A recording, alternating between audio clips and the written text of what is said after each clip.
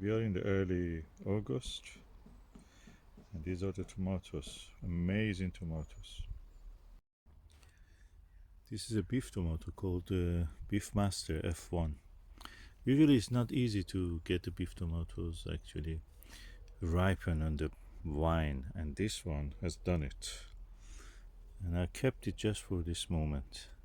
Big tomatoes. We had a lot of those other ones also. Look, Moneymaker or Gardener's Delight.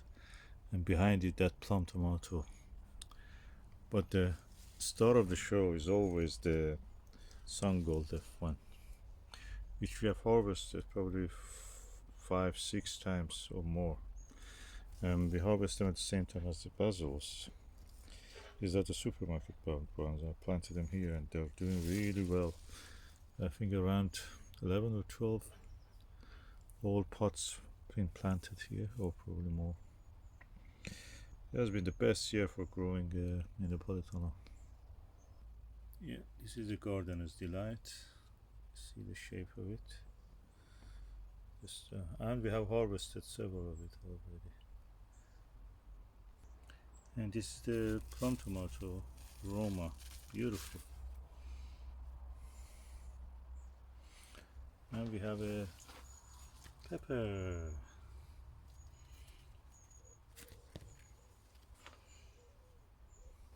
And pièce de résistance.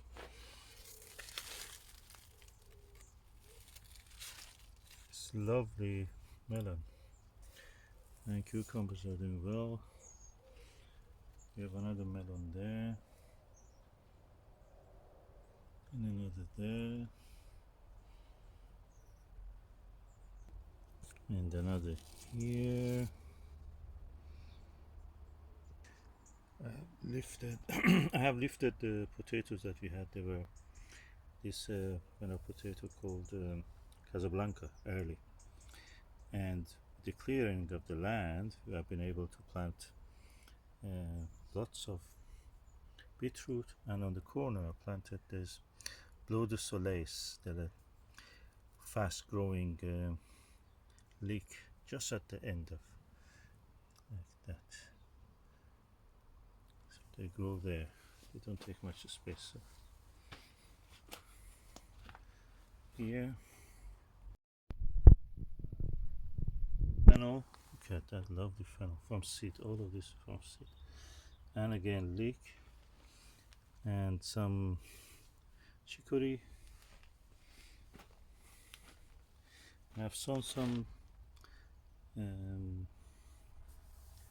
of that parsnip here, a row here, a row here, another row, but to see it, because parsnip takes a long time to germinate. I've sown also some radishes.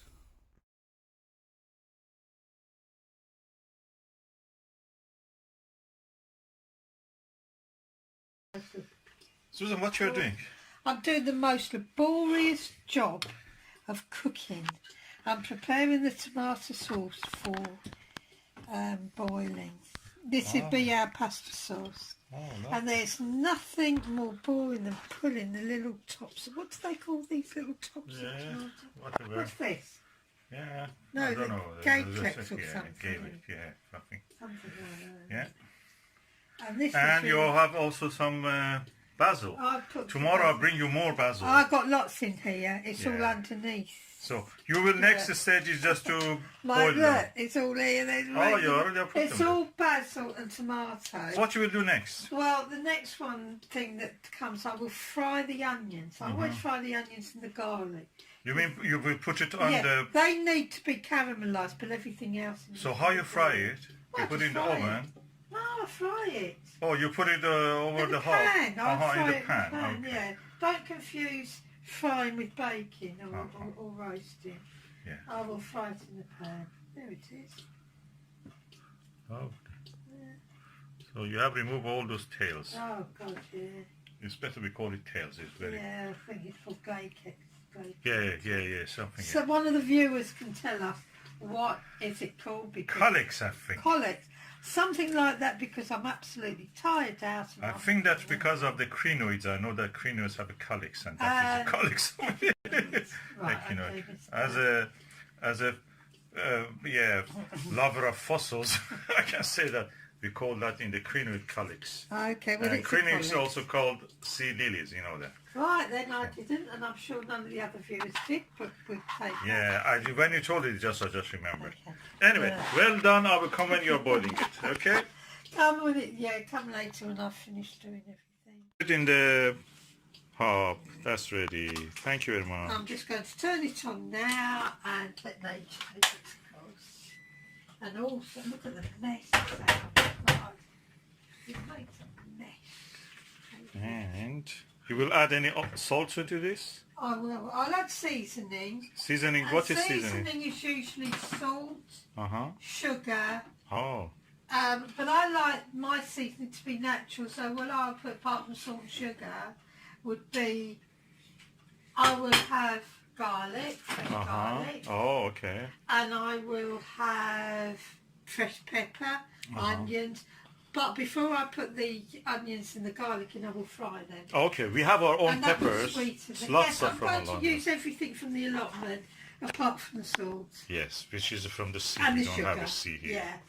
And that would be the only two seasonings that's not our own. Yeah. Thank you very much, Susan. We'll come back when it is boiled. Yeah, we will. And when we start charring it. Yeah. It's lovely. So, what's happening here? Well, I forgot what I've got. Oh, here it is. Well, this is the sauce now. And what I've done, I've just thrown I all could the have smelled it from several tens of meters in the outside. I threw the tomatoes in whole, and I threw the basil leaves in whole, just whole.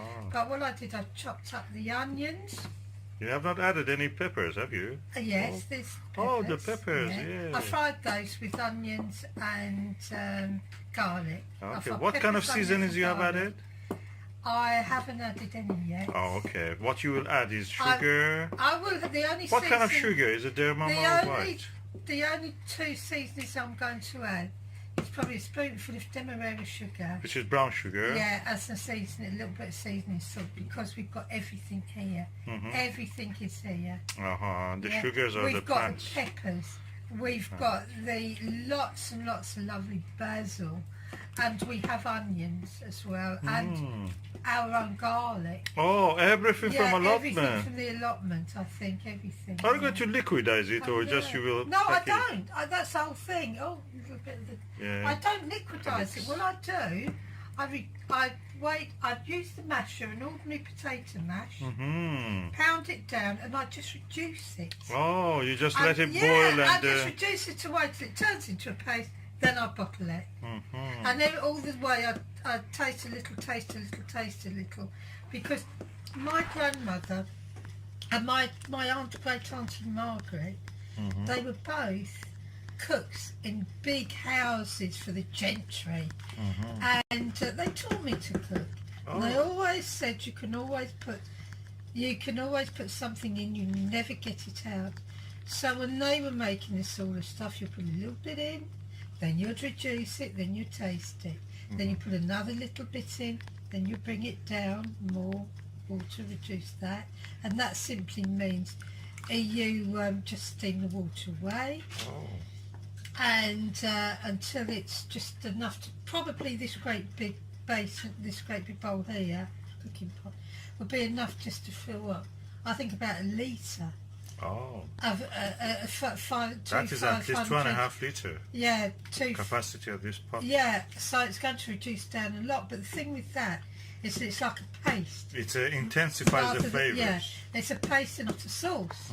So when you put it to your cooking with, you can easily.